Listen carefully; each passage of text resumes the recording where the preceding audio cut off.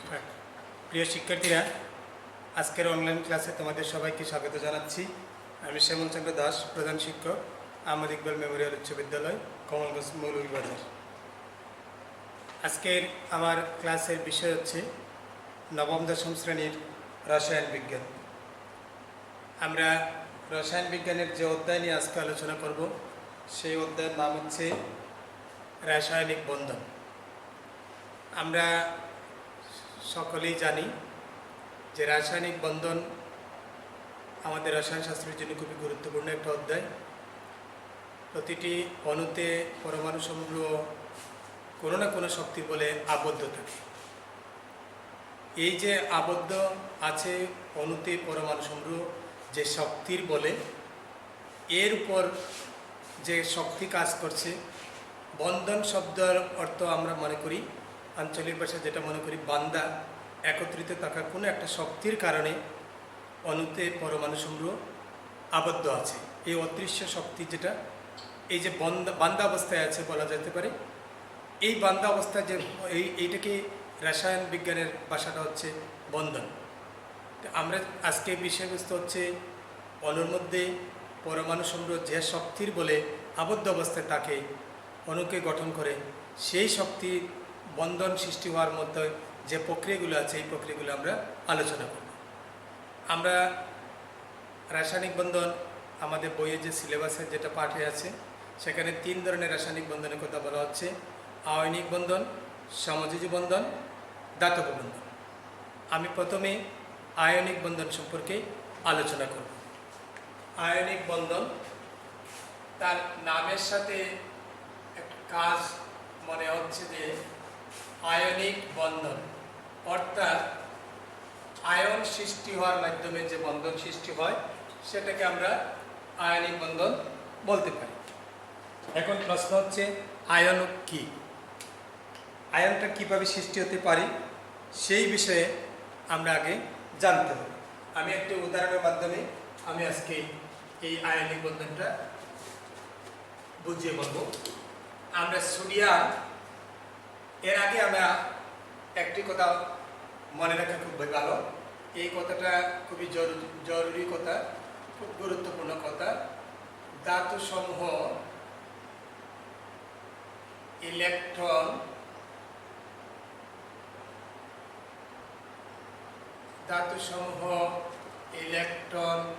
ত্যাগ করে ধনাত্মক আদান প্রাপ্ত হয়।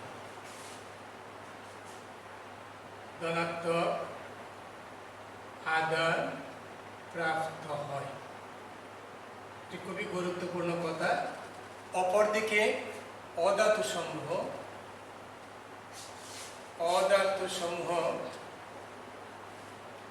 ইলেকট্রন গ্রহণ করে,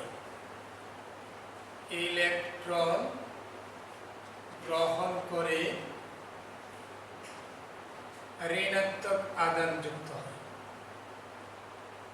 ঋণাত্মক আদান প্রাপ্ত হয়। এই কথাটা আমাদের জন্য খুবই, এই দুটি কথা আমাদের জন্য খুবই, আজকের আলোচনার জন্য খুবই গুরুত্বপূর্ণ। ধাতু সমূহ ইলেকট্রন ত্যাগ করে ধনাত্মক আদান প্রাপ্ত হয়, অপরদিকে অধাতু সমূহ ইলেকট্রন গ্রহণ করে ঋণাত্মক আদান প্রাপ্ত হয়। আমরা এর পূর্বের অধ্যায়গুলিতে দেখেছি, পরমাণুগুলির একটি বৈশিষ্ট্য হচ্ছে প্রতিটি পরমাণু তার সর্ববহিস্থ শক্তি স্তরে অষ্টক, হিলিয়াম ব্যতীত বাকি সকল নিষ্ক্রিয় মৌল, যেটা আর্গন, নিয়ন, আর্গন, জ্যানন, রেডন, সবগুলিতেই অষ্টক, সর্ববহিস্থ শক্তি স্তরে অষ্টক পূরণ করতে চায়। এটা পরমাণু সমূহের একটি বড় বৈশিষ্ট্য। হিলিয়ামের ইলেকট্রন বিন্যাস হচ্ছে 2, শুধুমাত্র হিলিয়াম তার সর্ববহিস্থ শক্তি স্তর পূরণ করতে চায় 2টা ইলেকট্রন দিয়ে। আর বাকি অন্যান্য নিষ্ক্রিয় মৌলগুলার ক্ষেত্রে দেখা গেছে প্রতিটি মৌলই তার সর্ববহিস্থ শক্তি স্তরে ইলেকট্রন অষ্টক পূরণ করতে চায়। এই যে বৈশিষ্ট্য, এই যে প্রক্রিয়াটা, এই যে অষ্টক পূরণ করতে চায়, এটাকে আমরা এই ধাতু সমূহের, পরমাণু সমূহের একটি গুরুত্বপূর্ণ বৈশিষ্ট্য বলব। এই বৈশিষ্ট্য অর্জন করতে গিয়ে ধাতু সমূহ, আমরা আজকে উদাহরণস্বরূপ ধাতুর কথা বলতে গিয়ে সোডিয়াম 11, এই সোডিয়ামের কথা আমরা একটু বুঝিয়ে বলি। আমরা ইলেকট্রন বিন্যাসটা যদি এভাবে বুঝাইতে চাই, ইলেকট্রন বিন্যাসের প্রথম শক্তি স্তরে 2টি, দ্বিতীয় শক্তি স্তরে 8টি, তৃতীয় শক্তি স্তরে 1টি। এটা সোডিয়াম 11 ক্ষেত্রে এটা প্রযোজ্য। আমরা দেখতে পাচ্ছি সোডিয়ামের ইলেকট্রন বিন্যাসের তার সর্ববহিস্থ শক্তি স্তরে অর্থাৎ তৃতীয় শক্তি স্তরে 1টি মাত্র ইলেকট্রন আছে। অপরপক্ষে আমরা যদি ক্লোরিনের কথা চিন্তা করি, ক্লোরিন 17, তার কথাটা যদি চিন্তা করি, প্রথম শক্তি স্তরে 2টি, দ্বিতীয় শক্তি স্তরে 8টি, তৃতীয় শক্তি স্তরে 60টি। এখান থেকে আমরা যে বিষয়টা দেখতে পাচ্ছি, এটা একটি সোডিয়াম একটি ধাতব পদার্থ, তার সর্ববহিস্থ শক্তি স্তরে 1টি মাত্র ইলেকট্রন আছে। অপরদিকে ক্লোরিন একটি অধাতব পদার্থ, তার সর্ববহিস্থ শক্তি স্তরে 60টি ইলেকট্রন আছে। একটু আগে আমি বলেছি যে প্রতিটি মৌল কি চায়, তার সর্ববহিস্থ শক্তি স্তরে অষ্টক পূরণ করতে চায়, করে নিষ্ক্রিয় মৌল হয়ে থাকতে চায়, এটা একটা তাদের ধর্ম। সেই ক্ষেত্রে সোডিয়ামের সর্ববহিস্থ শক্তি স্তরে 1টি ইলেকট্রন ত্যাগ করা তার পক্ষে খুব সহজ। 1টি ইলেকট্রন ত্যাগ করা খুবই সহজ। আবার বিপরীত দিকে তাকাইলে এর যদি 60টি ইলেকট্রন গ্রহণ করতে পারে, তাহলে তার সর্ববহিস্থ শক্তি স্তর 8 হয়ে যাবে। 60টা ইলেকট্রন গ্রহণ করলে অষ্টক পূরণ হবে, অথবা একটা যদি ত্যাগ করে তাহলে অষ্টক পূরণ হবে। তাহলে কোন প্রক্রিয়াটা সহজ? 60টি ইলেকট্রন গ্রহণের চেয়ে 1টি ইলেকট্রন ত্যাগ করা সহজ। অপরদিকে বিপরীত দিকে তাকাইলে আমরা ক্লোরিনের কথা যদি চিন্তা করি, ক্লোরিনের সর্ববহিস্থ শক্তি স্তরে 1টি ইলেকট্রনের ঘাটতি আছে অষ্টক পূরণ হওয়ার ক্ষেত্রে। সেই ক্ষেত্রে সে 60টি ইলেকট্রন ত্যাগ করলেও অষ্টক পূরণ হয়, আবার 1টি ইলেকট্রন গ্রহণ করলেও অষ্টক পূরণ হয়। সেই ক্ষেত্রে 1টি ইলেকট্রন গ্রহণ করাটাই সুবিধা। 60টা ইলেকট্রন ত্যাগ করার চেয়ে 1টি ইলেকট্রন গ্রহণ করাটা খুবই সহজ। তা আমরা যদি দেখি যে সোডিয়ামের ক্ষেত্রে যদি দেখি, সোডিয়ামের সর্ববহিস্থ শক্তি স্তরে 1টি ইলেকট্রন ত্যাগ করবে। সোডিয়াম 1টি ইলেকট্রন ত্যাগ করেছে, 1টি ইলেকট্রন ত্যাগ করেছে, তাহলে সোডিয়াম ধনাত্মক আধানপ্রাপ্ত হয়ে গেছে।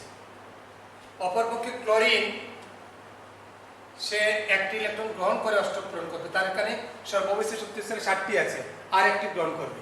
ক্লোরিন 1টি ইলেকট্রন গ্রহণ করে ঋণাত্মক আধান যুক্ত হয়ে গেছে। কি কাজটা হয়েছে এখানে? ধাতব পদার্থ সোডিয়াম 1টি ইলেকট্রন ত্যাগ করেছে, অধাতব পদার্থ ক্লোরিন 1টি ইলেকট্রন গ্রহণ করেছে। এবার আমরা 2টি আধান ধনাত্মক এবং ঋণাত্মক, ক্যাটায়ন এবং অ্যানায়ন, সোডিয়াম এবং ক্লোরিন আয়ন যদি আমরা একত্রিত করি, সোডিয়াম ক্লোরাইড একটি যৌগ গঠিত হয়েছে। এই আয়নিক বন্ধনের মাধ্যমে যে যৌগটি গঠন হয়েছে সেটাকে আমরা আয়নিক যৌগ বলতে পারি। এভাবে তার সর্ববহিস্থ শক্তি স্তরে 1টি ইলেকট্রন 2টি, 3টি হতে পারে, 1-এর অধিক 1, 2, 3 হতে পারে। সেই ক্ষেত্রে সোডিয়াম ক্যালসিয়ামের ক্ষেত্রে হলে 2টা ইলেকট্রন হবে। ঠিক আবার অপরদিকে সে গ্রহণের ক্ষেত্রেও যদি 2টি শর্ত থেকে এখানে 6টি থেকে 2টি গ্রহণ করতে পারবে।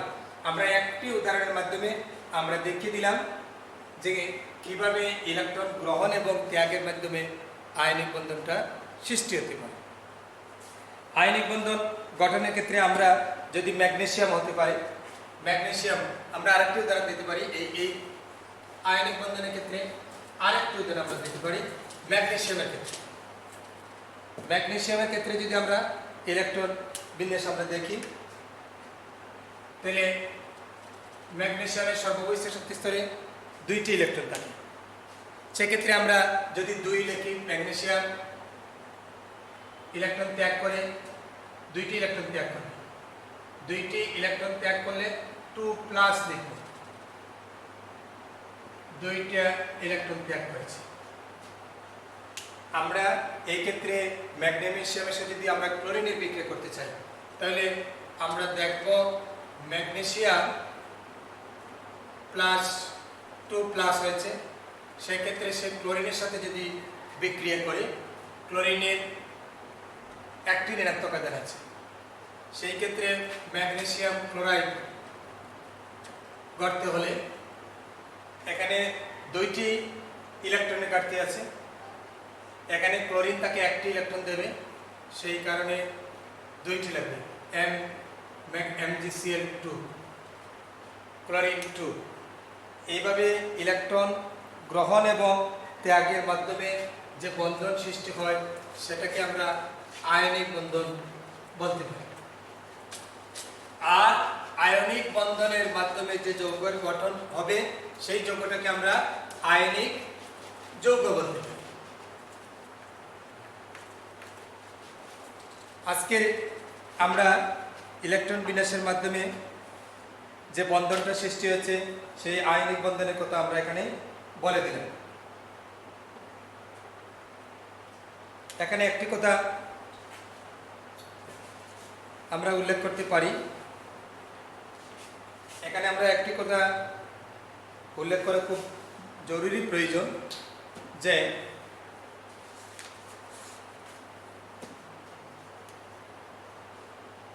আগের কথাটা আমার মুছে ফেলেছে। আয়নিক বন্ধন যে গুরুত্বপূর্ণ কথাটা ছিল যে ধাতু সমূহ ইলেকট্রন ত্যাগ করে ধনাত্মক আদান প্রাপ্ত হয় এবং অধাতু সমূহ ইলেকট্রন গ্রহণ করে ঋণাত্মক আদান প্রাপ্ত হয়। এই দুইটি কথা তোমাদেরকে খুব মনোযোগের সহিত ধারণ করতে হবে। এই ইলেকট্রন ত্যাগ এবং গ্রহণ এই দুইটার মাধ্যমে যে বন্ধন সৃষ্টি হচ্ছে সেটাকে আমরা আয়নিক বন্ধন বলতে পারি। এবার আমার আলোচনার বিষয় হচ্ছে আরেকটি বন্ধন, যেটা হচ্ছে সমযোজী বন্ধন। আরেকটি বন্ধন আমরা সমযোজী বন্ধনের কথা বলব। আসলে যদি আমরা সমযোজী বন্ধন আমরা বাংলা ভাষা যদি চিন্তা করি, রসায়ন শাস্ত্রে নয়, যদি আমরা বাংলা ভাষার কথা চিন্তা করি তাহলে সমযোজী বন্ধন বলতে আমরা বুঝি সমঝোতার মাধ্যমে যে বন্ধনটা সৃষ্টি হবে সেটা হচ্ছে সমযোজী বন্ধন। কিসের ভিত্তিতে সমঝোতা হবে আমরা একটু আলোচনায় দেখি। একটু আগে যে আয়নিক বন্ধনটা আমরা দেখেছি সেখানে দেখেছি একটি ধাতব পদার্থ এবং একটি অধাতব পদার্থ। ধাতব পদার্থ ইলেকট্রন ত্যাগ করেছে, অধাতব পদার্থ ইলেকট্রন গ্রহণ করেছে। ইলেকট্রন ত্যাগ এবং গ্রহণ, ধনাত্মক এবং ঋণাত্মক আদানের মাধ্যমে যে বন্ধন সৃষ্টি হয়েছে সেটাকে বলা হচ্ছে আয়নিক বন্ধন।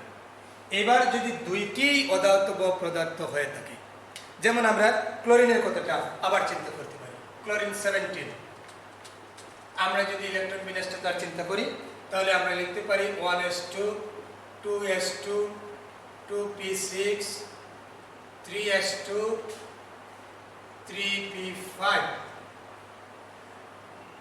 2 2 4 10 12 আর 5 17। এখানে 17টি ইলেকট্রন দেখানো হয়েছে। এখন এই ক্লোরিনের সর্ববহিষ্ঠ শক্তি স্তর, তৃতীয় শক্তি স্তরে দেখা গেছে অষ্টক পূরণ হইতে আর একটি ইলেকট্রনের প্রয়োজন, 5টা এবং 2টা 7টা। আমি আগের আলোচনায় বলেছি, আয়নিক বন্ধনের আলোচনায় বলেছি, প্রতিটি মৌল চায় তার সর্ববহিষ্ঠ শক্তি স্তরে অষ্টক পূরণ করতে, অর্থাৎ নিষ্ক্রিয় মৌল হতে চায়, নিষ্ক্রিয় মৌল হতে চায়। নিষ্ক্রিয় মৌল হইতে হলে সেখানে একটি ইলেকট্রনের প্রয়োজন। এখন আমার আলোচনার বিষয় হচ্ছে আরেকটি ক্লোরিন, এই ক্লোরিন ক্লোরিন বন্ধন সৃষ্টি হবে। আরেকটি ক্লোরিন যদি হয় সেই ক্ষেত্রেও 3s2 3p5, তাহার তৃতীয় শক্তি স্তর সর্ববহিষ্ঠ শক্তি স্তরেও একটি ইলেকট্রন ঘাটতি আছে। সেও একটি ইলেকট্রন গ্রহণ করতে চায়, সেও গ্রহণ করতে চায়। এখানে দাতা কেউ নেই, দুইজনই গ্রহীতা, কিন্তু বন্ধন সৃষ্টি হতে হবে। সেই ক্ষেত্রে তাদের মধ্যে সমঝোতা হতে হবে। সমঝোতা কথাটা আমি বাংলায় বলতেছি তোমাদের স্মৃতিশক্তি পাকা হওয়ার জন্য, মনে রাখার জন্য। সমঝোতা হতে হবে। এই ক্ষেত্রে সর্ববহিষ্ঠ শক্তি স্তরের একটি ইলেকট্রন এবং এখানের একটি ইলেকট্রন সমন্বয় করে জোড় ইলেকট্রন সৃষ্টি করতে চায়। এক জোড়া ইলেকট্রন জোড় উভয় পরমাণুর নিউক্লিয়াসের কাছাকাছি থাকবে। এক জোড় কথা বলছে দুইটা জোড় হয়, এখানে একটি ইলেকট্রন আর এই ক্লোরিন পরমাণুর একটি ইলেকট্রন, দুইটি ক্লোরিন পরমাণুর একটি ইলেকট্রন একত্রে এক জোড়া ইলেকট্রন হবে। এই এক জোড়া ইলেকট্রন কি করবে? উভয় পরমাণুর নিউক্লিয়াস, পরমাণু কেন্দ্রে নিউক্লিয়াস থাকে, উভয় পরমাণুর নিউক্লিয়াসের কাছাকাছি থাকবে। নিউক্লিয়াসের কাছাকাছি থেকে শেয়ারিংয়ের মাধ্যমে আমরা যে বন্ধনের সৃষ্টি করবে সেটাকে আমরা সমযোজী বন্ধন বলতে পারি। একটি ইলেকট্রন, আবার বলতেছি, এই উপরের ক্লোরিন পরমাণু একটি ইলেকট্রন এবং নিচের ক্লোরিন পরমাণু আরেকটি ইলেকট্রন, দুইটি ইলেকট্রন একসাথে কাছাকাছি হয়ে এক জোড় ইলেকট্রন তৈরি করবে। এই একযোজী ইলেকট্রন কি করবে? উভয় পরমাণুর নিউক্লিয়াসের কাছাকাছি থেকে একটি বন্ধনের সৃষ্টি করবে। সেই বন্ধনটাকে আমরা বলতে পারি সমযোজী বন্ধন। আমার আজকের আলোচনা বিষয়বস্তু যেটা হচ্ছে যে সমযোজী বন্ধন আমরা কিভাবে সৃষ্টি করব। এই সমযোজী বন্ধন সৃষ্টির ক্ষেত্রে আবারও বলতেছি, আগের কথাটা আবার দ্বিতীয়বার বলতেছি, যে উভয় ক্ষেত্রে ইলেকট্রন গ্রহীতা, এখানে ইলেকট্রন দাতা কেউ নেই। আবার আগের আলোচনা যেটা বলছি, দাতা এবং গ্রহীতা যদি থাকে সেটা হচ্ছে আয়নিক বন্ধন। ইলেকট্রন ত্যাগ এবং গ্রহণের মাধ্যমে যেসব বন্ধন হচ্ছে সেটা হচ্ছে আয়নিক বন্ধন। কিন্তু সবসময় যে আয়নিক বন্ধন হবে এমন কোনো কথা নেই। এই যে ক্লোরিন ক্লোরিন বন্ধন, এই এক পরমাণু ক্লোরিন আরেক পরমাণু ক্লোরিনের সাথে বিক্রিয়া করে এক অণু ক্লোরিন সৃষ্টি করেছে, এখানে একটি বন্ধন সৃষ্টি হয়েছে। এই ক্লোরিন ক্লোরিন পরমাণু বন্ধন সৃষ্টি হয়েছে। এটাকে আমরা সমযোজী বন্ধন দেখাইতে গেলে এভাবে এই চিহ্ন দিয়ে আমরা বুঝিতে পারি, আবার ডট চিহ্ন দিয়েও আমরা এটাকে বুঝিতে পারি। সেই ক্ষেত্রে আমার প্রশ্ন হচ্ছে, যেমন শুধু ক্লোরিন নয়, হাইড্রোজেনের একটা অণু, নাইট্রোজেনের একটা অণু, সালফারের একটা অণু, অক্সিজেনের একটা অণু, ঠিক এভাবে আমরা যদি বলি, সেই ক্ষেত্রে দেখা গেছে একাধিক পরমাণু একত্রিত হয়ে একটি অণুর সৃষ্টি হয়েছে। এই অণুতে পরমাণু সমূহ বন্ধন অবস্থায় আছে, বান্ধা অবস্থায়, আটক অবস্থায় আছে। একটা বন্ধনের সৃষ্টি যে করেছে সেই বন্ধনটা হচ্ছে, এই ক্ষেত্রে যে বন্ধন সৃষ্টি হয়েছে সেটার নাম হচ্ছে সমযোজী বন্ধন। অণুতে পরমাণু সমূহ সমযোজী বন্ধনের সৃষ্টি করেছে। সমযোজী বন্ধনের ক্ষেত্রে আমরা এখানে দেখেছি একটি ইলেকট্রন, অক্সিজেনের ক্ষেত্রে তার সর্বোচ্চ শক্তি স্তরে দুইটি ইলেকট্রন, ঠিক একই অবস্থায় দুইটি ইলেকট্রন আরো দুইটি ইলেকট্রনের সাথে শেয়ার করবে। শেয়ারিংয়ের মাধ্যমে যে বন্ধন সৃষ্টি করে সেই এক জোড় ইলেকট্রনগুলা উভয় পরমাণুর নিউক্লিয়াসের কাছাকাছি থাকবে। কাছাকাছি থাকে যে বন্ধন সৃষ্টি করবে সেটাকে বলা হচ্ছে আমাদের সমযোজী বন্ধন। এবং এই সমযোজী বন্ধনের মাধ্যমে যখন কোনো যৌগ গঠন হবে সেই যৌগটাকে বলা হবে সমযোজী যৌগ। আমাদের আলোচনায় আমাদের সিলেবাসের যে বিষয়গুলো আছে সেখানে আয়নিক বন্ধন, সমযোজী বন্ধন, আয়নিক যৌগ, সমযোজী যৌগ, উভয় যৌগের বৈশিষ্ট্য, এই বিষয়গুলো আছে। আমাদের রসায়ন শাস্ত্রে যে কাজগুলা তোমরা সবচেয়ে বেশি মনোযোগ দিয়ে শিখবে সেই কাজটা হচ্ছে প্রতিটি মৌলের ইলেকট্রন বিন্যাসটা জানতে হবে, প্রতিটি মৌলের যোজনী জানতে হবে, প্রতিটি মৌলের পারমাণবিক ভর জানতে হবে। এই বিষয়গুলো তোমাদেরকে মুখস্থ করতে হবে। আমার আলোচনায় আগে যে আলোচনাটা করেছি সে আলোচনায় একটা বিষয় এখানে এসেছে যে আমরা কি করব। আমরা একটি আলোচনায় আমার যে বিষয়টা এসেছে, একটি বিষয়ে আলোচনায় এসেছে যে আমরা বন্ধন সৃষ্টি করতে, আজকে আমার আলোচনার মূল বিষয় হচ্ছে বন্ধন সৃষ্টি। বন্ধনটা কিভাবে আমরা অণুতে পরমাণু সমূহ কিভাবে একত্রিত থাকবে সেই বন্ধন সৃষ্টির প্রক্রিয়া নিয়ে আমরা আজকের আলোচনার বিষয়। কিন্তু এই বন্ধন সৃষ্টির ক্ষেত্রে যে বিষয়গুলো, যে উপাদানগুলো তোমাকে জানতে হবে, সেই উপাদানগুলা কোন মৌলের যোজনী কত, কোনটি ধনাত্মক মৌল, কোনটি ঋণাত্মক মৌল, সেই বিষয়গুলো আমরা আজকে জানব। যৌগ, মৌল থেকে যৌগ সৃষ্টি হয়েছে। এবার আমরা একটু যৌগমূলক একটি কথা আছে, এই কথাটা একটু জানি। যৌগমূলক, যৌগমূলক যেমন আমরা অ্যামোনিয়াম, NH4, অ্যামোনিয়াম আয়ন, আমরা অনেকেই উচ্চারণে ভুল করি, অ্যামোনিয়াম আয়ন, এটি যৌগমূলক। আর NH3 যখন হবে, NH3 এটা অ্যামোনিয়া গ্যাস, অ্যামোনিয়া একটি গ্যাস। আমরা অনেকে এই কথাটা উচ্চারণে ভুল করতে পারি। অ্যামোনিয়া একটি ম বর্ণের তফাৎ আছে, এটা অ্যামোনিয়াম আয়ন, এটা অ্যামোনিয়া গ্যাস, এটাকে আমরা যৌগমূলক বলে থাকি। আরও অনেক যৌগমূলক আছে, সালফেট মূলক, ফসফেট মূলক, নাইট্রেট মূলক, এভাবে অনেক মূলক আছে। আমরা সালফেট মূলকে -2টা আগে লিখবো, মাইনাস লিখবো পরে। ফসফেট মূলক, নাইট্রেট মূলক, আমরা ফসফেট মূলক হচ্ছে 3 মাইনাস হাইড্রোক্সিল মূলক 1। এইগুলো হচ্ছে যৌগমূলক। আমি একটু আগে যেটা দেখাইছি সেটা হচ্ছে একাধিক মৌল একত্রিত হয়ে যৌগ গঠন করা প্রক্রিয়াটা দেখেছি। এখন তোমাদেরকে দেখাবো যে আমার মৌলের সাথে মৌল একত্রিত হয়ে যৌগ হয়েছে। এখন যৌগমূলকের সাথে আমার কিভাবে যৌগমূলক থেকে আমরা কিভাবে যৌগ সৃষ্টি করব, এই বিষয়টা আমরা দেখাবো যে যৌগমূলকগুলো এসেছে। আমরা একটা বিষয় নিয়ে একটু আলোচনা করব। প্রথমে আলোচনা করব NH4।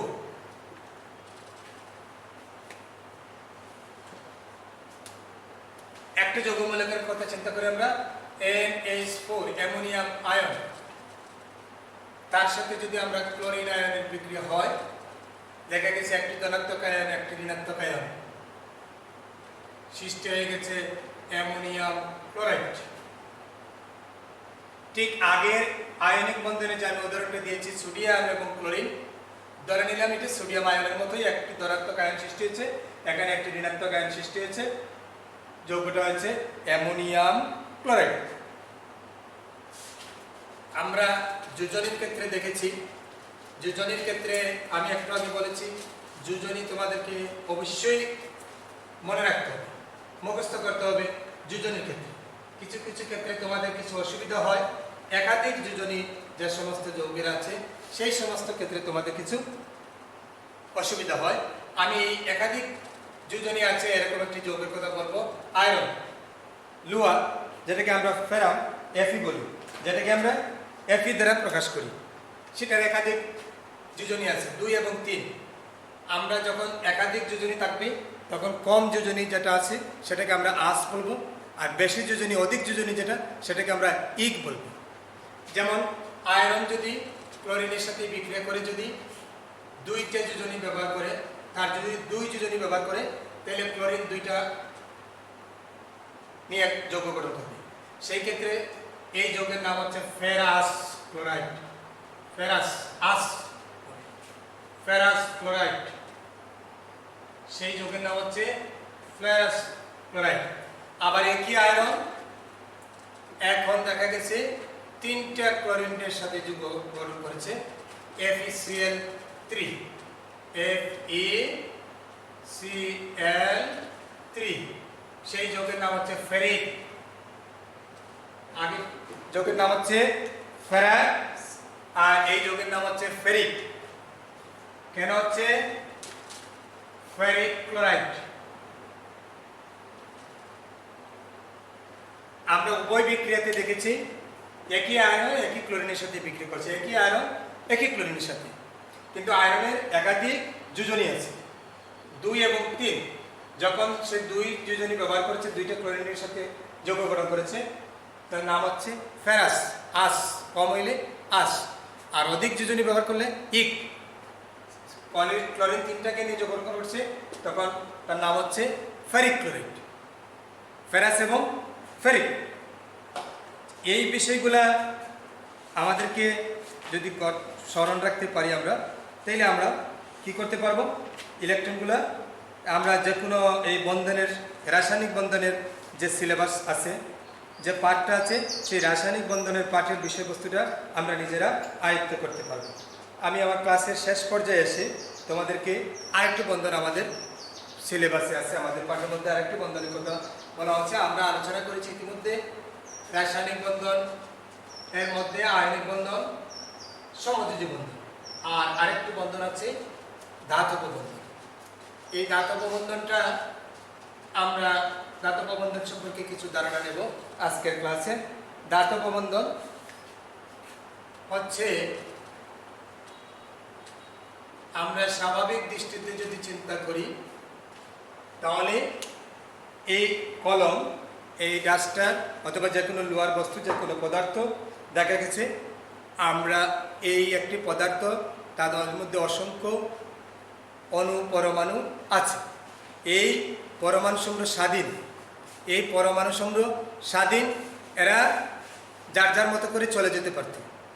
তাহলে কী হতো, এই পদার্থ সমূহ অণুসমূহ যদি স্বাধীন হয়, এই স্বাধীন অণুগুলো যদি যার যার মতো চলে যায়, তাহলে এক সময় দেখা যাবে পদার্থের অস্তিত্ব থাকবে না।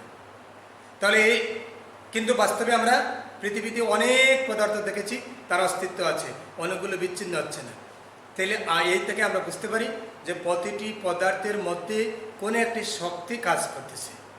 এই শক্তির ফলে প্রতিটি পদার্থের মধ্যে অণুগুলি একটা বন্ধনের আবদ্ধ আছে। এই যে প্রতিটি ধাতব পদার্থের মধ্যে অণুগুলি যে শক্তির বলে আবদ্ধ আছে, পদার্থ বিচ্ছিন্ন হয়ে যাচ্ছে না, এই যে প্রক্রিয়াটার নাম, যে প্রক্রিয়ায় অণুগুলো আবদ্ধ আছে, সেই এই প্রক্রিয়াটার নাম হচ্ছে ধাতব বন্ধন। এখন প্রশ্ন হলো ধাতব বন্ধন কিভাবে তৈরি হয়। আমরা প্রতিটি ধাতব পরমাণুর ইলেকট্রন বিন্যাসে সর্বসর্বস্থ শক্তি স্তরে একটি, দুটি বা তিনটি ইলেকট্রন থাকে এবং এদের আকার একই পর্যায়ের অধাতব পরমাণুর চেয়ে বড় হয়। ধাতব পরমাণু সর্ববহিস্থ শক্তি স্তরে ইলেকট্রনের প্রতি নিউক্লিয়াসের আকর্ষণ অনেক কম। ফলে ধাতুতে পরমাণু সমূহ তার সর্ববহিস্থ শক্তি স্তরের এক বা একাধিক ইলেকট্রনকে ত্যাগ করে ধনাত্মক আয়নে পরিণত হয়। এই ধনাত্মক আয়নকে পারমাণবিক শ্বাস বলা হয়। এই যে এই ধনাত্মক আয়ন সৃষ্টিটা আমরা আয়নিক বন্ধনে দেখেছি।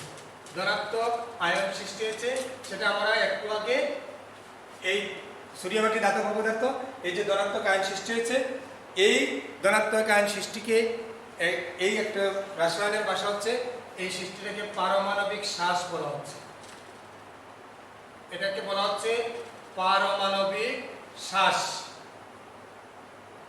আমরা এভাবে কঠিন বিষয়গুলা একটু নোট করে খাতায় লিখে নেব, অথবা ব্ল্যাকবোর্ডে, হোয়াইট বোর্ডে কোনো এক জায়গায় লিখে নেব।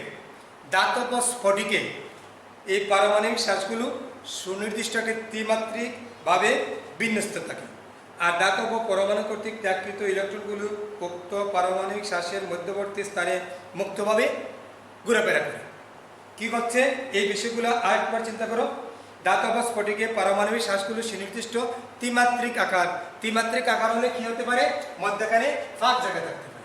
এই মধ্যখানে যে ফাঁকা জায়গা থাকে, এই মধ্যখানে ফাঁকা জায়গাগুলো উক্ত পারমাণবিক শ্বাসের মধ্যবর্তী স্থানে মুক্তভাবে ঘোরাফেরা করে। এই ধরনের ইলেকট্রনকে সঞ্চরণশীল ইলেকট্রন বলা হয়।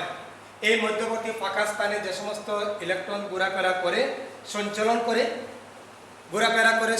করে, দৌড়াদৌড়ি করে, এটাকে আমরা কি বলবো, এদেরকে আমরা সঞ্চরণশীল ইলেকট্রন বলতে পারি। এই একটা শব্দ হচ্ছে নতুন শব্দ, সঞ্চরণশীল ইলেকট্রন। মনে রাখার জন্য আমি বলছি যে এই ইলেকট্রনগুলা সঞ্চরণ করে, ঘোরাফেরা করে, নড়াচড়া করে, মুভিং করে, এই কারণে এদেরকে বলা হচ্ছে সঞ্চরণশীল ইলেকট্রন। এই ইলেকট্রনগুলো কোনো নির্দিষ্ট পরমাণুর অধীনে থাকে না। পুরো ধাতব খণ্ডের সবগুলো ধাতব আয়নের ইলেকট্রন হয়ে যায়। বলা যেতে পারে ইলেকট্রনের সাগরে পারমাণবিক ধাতব আয়নগুলো স্ফটিকের আকারে সুবিন্যস্তভাবে সজ্জিত থাকে। ধাতব স্ফটিকে দুটি ধাতব আয়নের মধ্যবর্তী স্থানে যখন একটি সঞ্চরণশীল ইলেকট্রন অবস্থান করে, তখন ইলেকট্রনের প্রতি উভয় ধাতব আয়নই স্থির বৈদ্যুতিক আকর্ষণে আকর্ষিত হয়। এ কারণে ধাতব আয়ন দুটি পরস্পর থেকে বিচ্ছিন্ন হতে পারে না। আমরা কি বলেছি, স্থির বৈদ্যুতিক আকর্ষণ। আগে আমি বলেছি যে এখানে একাধিক আয়ন আছে, এগুলো বিচ্ছিন্ন হয়ে যাচ্ছে না, পদার্থের মধ্যে আবদ্ধ থাকে, এই কারণে পদার্থের অস্তিত্ব আছে, স্থির বৈদ্যুতিক আকর্ষণে আকর্ষিত হচ্ছে। এ কারণে ধাতব আয়ন দুটি পরস্পর থেকে বিচ্ছিন্ন হতে পারে না, অর্থাৎ পদার্থ থেকে বিচ্ছিন্ন হচ্ছে না। এটি মূলত ধাতব বন্ধনের মূল কারণ। ধাতুর মধ্যে সঞ্চরণশীল এই ইলেকট্রনগুলি তাপ এবং বিদ্যুৎ পরিবহনের জন্য দায়ী। আমরা যেটা বলি ধাতু সমূহ বিদ্যুৎ পরিবহন করে, তাপ পরিবহন করে। এই তাপ পরিবহনের কারণগুলো কি, এই মধ্যে সঞ্চরণশীল ইলেকট্রন বিদ্যমান। সঞ্চরণশীল ইলেকট্রন কি, যে ইলেকট্রনগুলো সঞ্চরণ করছে, যে ত্রিমাত্রিক আকারের ফাঁকা জায়গার মধ্যে তারা ঘোরাফেরা করে, মুভিং করে, এদেরকে আমরা সঞ্চরণশীল ইলেকট্রন বলি।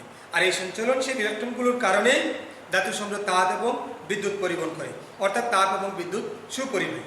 অনুরূপে ধাতুর নমনীয়, ঘাতক, সহতা, ধাতব, উজ্জ্বল্য ইত্যাদি ধর্ম সঞ্চরণশীল এই ইলেকট্রনের কারণে ঘটে থাকে।